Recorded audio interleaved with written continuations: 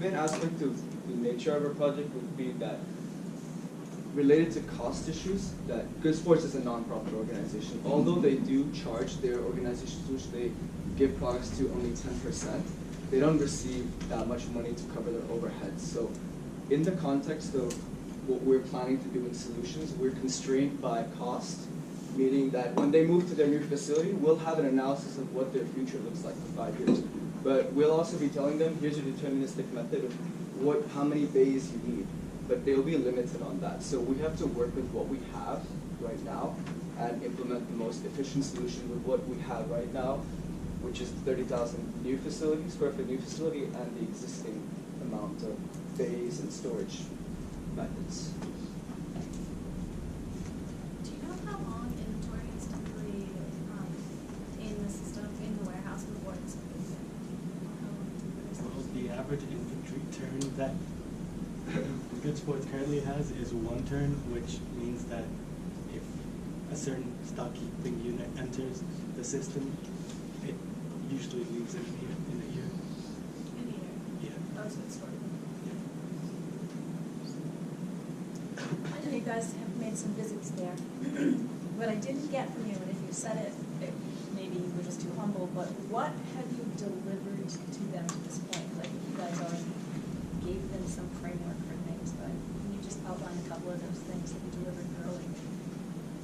Yeah, so we conducted some data analysis, and so for now, the raw data we had received from Jack, which is our client, was just SKU names against the space requirements it has. So we needed to make this data a lot more sortable and categorized in terms of major item classes and item subcategories. So for now, we've identified all the major item classes as well as sizes for apparel and footwear. Hard goods is something that can't be quantified because they're mostly balls and whatnot. So that's what we've done based on the SKU name. We identify keywords within the SKU name to categorize the data. And yeah, based on that, we could make quite a few assumptions on the space requirements of stock keeping units. So that is what we've delivered this month. Yes, the data tells you a lot more than just growth, that you guys make those kind of. In terms of metrics also, Good Sports did provide us with space utilization with what they currently have with respect to the number of racks and how much is being utilized. So that would also be an accurate comparison to after we implement our inventory policies and given the data that we're provided, we'll be able to compare the utilization back then and after we implement our policies. 2 quick thoughts. The randomness of donations is something that just makes this a non-typical business, and I think that makes it a really interesting project, and you're managing that well.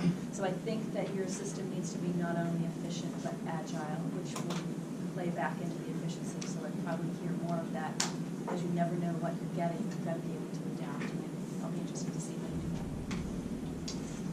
So I was wondering what were they doing before that was taking the amount of hours for them to understand data? What was the platform and how they were kind of dealing with data before? So as of right now, they simply use a shared Excel file where every time a shipment comes in, they would place the internal ID for that shipment and what the QPC and CPP numerical data for that is. That the CPP and QPC were only added in this year. Previously, and for the previous data, we had to estimate given averages with respect to the current QPC and CPP data. So it's all on an unshared Excel file. And now you're just adding a pivot table, is that right? No, actually, so we were provided data on 10% of their stock keeping units' space requirements. So, which is why we gathered about 7% more data on space requirements based on item categories.